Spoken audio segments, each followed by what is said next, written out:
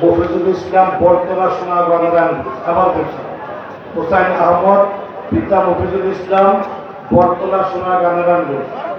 দ্বিতীয় নম্বর, আমি নামটাকে বলেছি, হাফেজ সাইদুর রহমান পিতা হাজী মোহাম্মদ আব্দুল সাত্তার সাতভাইয়াপাড়া সোনাগঞ্জ। হাফেজ সাইদুর রহমান পিতা আব্দুল সাত্তার সাতভাইয়াপাড়া সোনাগঞ্জ।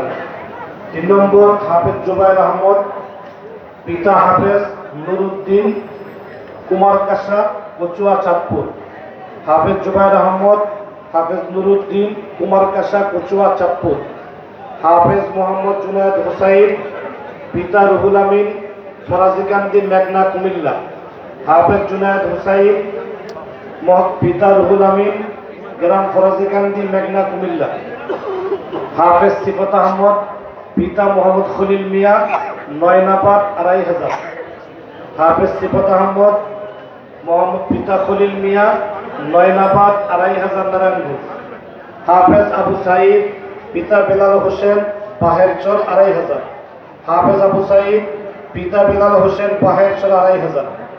হাফেজ ইব্রাহিম খলিল পিতা মৃত আবুল হোসেন মাসকাটা হিজলা বরিশাল। হাফিজ ইব্রাহিম খলিল বেচারার বাপ নাই, এতিম আবুল হোসেন মাসকাটা হিজলা বরিশাল। হাফেজ মোহাম্মদ আরমানুর রশিদ চান্দিনা কুমিল্লা। আমি হাফেজ আব্দুল্লাহ ভাই মুয়াজ্জম ভাই ইন্তেজামা কমিটিকে ধন্যবাদ জানাই। সপ্তাহে পাগড়ি দেয়, তারা পাগড়িও দিতে আছে, রোমানও দিচ্ছে, পোশাকও দিচ্ছে। বলেন না আল্লাহু আকবার। আমি মিয়া বৈদ্যর বাজার আছে, বৈদ্যর বাজারে আল্লাহ মাদ্রাসায় বরকত দেন বলি আমি।